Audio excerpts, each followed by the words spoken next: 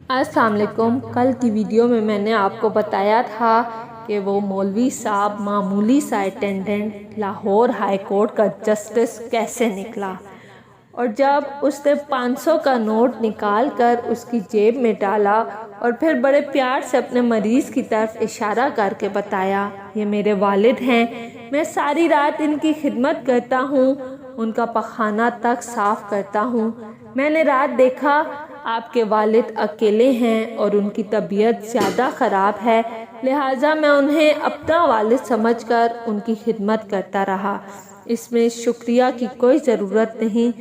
یہ سن کر میں شرم سے زمین میں گڑ گیا، کیونکہ میں صرف SHO تھا اور میرے پاس والد کے لیے وقت نہیں تھا۔ میں نے انہیں اکیلا اسپتال میں چھوڑ دیا تھا، جبکہ ہائی کورٹ کا جج پوری رات اپنے والد کے ساتھ ساتھ میرے والد کی خدمت بھی کرتا رہا اور ان کی الٹیاں بھی صاف کرتا رہا۔ میرے لیے ڈوب مرنے کا مقام تھا۔ میں ان کے پاؤں میں جھک گیا، مگر اس عظیم شخص نے مجھے اٹھا کر سینے سے لگا لیا۔ وہ پولیس آفیسر اس کے بعد رونے لگے۔ میں نے ان سے پوچھا، کیا آپ کی اس کے بعد جسٹس صاحب سے دوبارہ کبھی ملاقات ہوئی؟ وہ روندی ہوئی آواز میں بولے، بے شمار۔ میں نے زندگی میں ان سے پوچھا، دیندار، ایماندار اور نڈر انسان نہیں دیکھا۔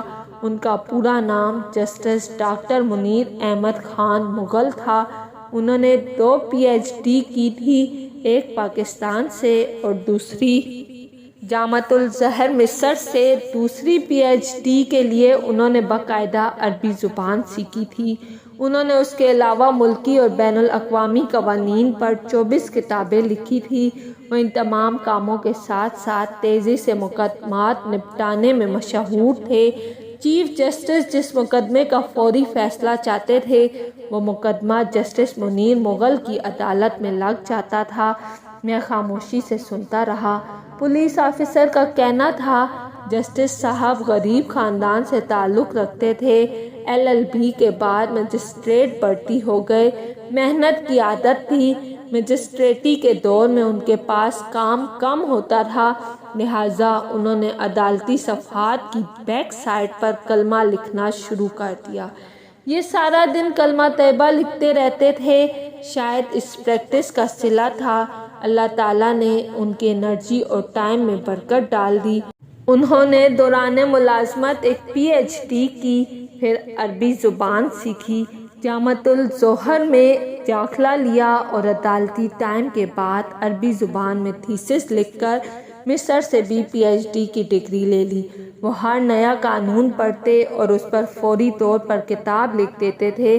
وہ کتاب بھی خود ٹائپ کرتے تھے اور اس سارے کام کے دوران عدالتی کارروائی بھی متاثر نہیں ہوتی تھی۔ وہ دھڑا مقدمات نپٹا دیتے تھے۔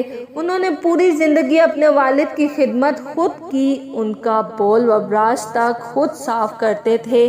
والد زیادہ بیمار ہوئے تو ان کے بیڈ پر پاؤں کے قریب گھنٹی کا بٹن لگا دیا اور گھنٹی اپنے کمرے میں رکھ لی۔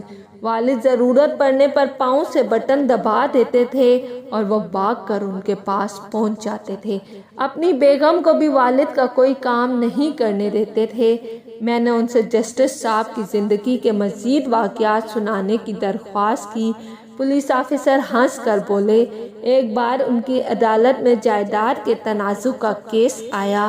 ایک طرف سٹریٹ بورڈ امیر لوگ کھڑے تھے، ان کے ساتھ مہنگے وکیل تھے، جبکہ دوسری طرف ایک مخلوق الحال بوڑھا کھڑا تھا۔ اس کا وکیل بھی مسکین اور سستا تھا۔ جسٹس صاحب چند سیکنڈ میں معاملہ سمجھ گئے، لہٰذا انہوں نے بوڑھے سے پوچھا، بابا جی آپ کیا کرتے ہو؟ بزرگ نے جواب دیا، میں پرائمری ٹیچر ہوں۔ یہ سن کر جسٹس صاحب اٹھ کر کھڑے ہو گئے اور کہا، ماشاءاللہ، ہماری عدالت میں آج ایک استاد آئے ہیں، لہٰذا یہ استاد کرسی پر بیٹھیں گے اور عدالت سارا دن ان کے احترام میں کھڑی ہو کر کام کرے گی۔ اور اس کے بعد یہی ہوا۔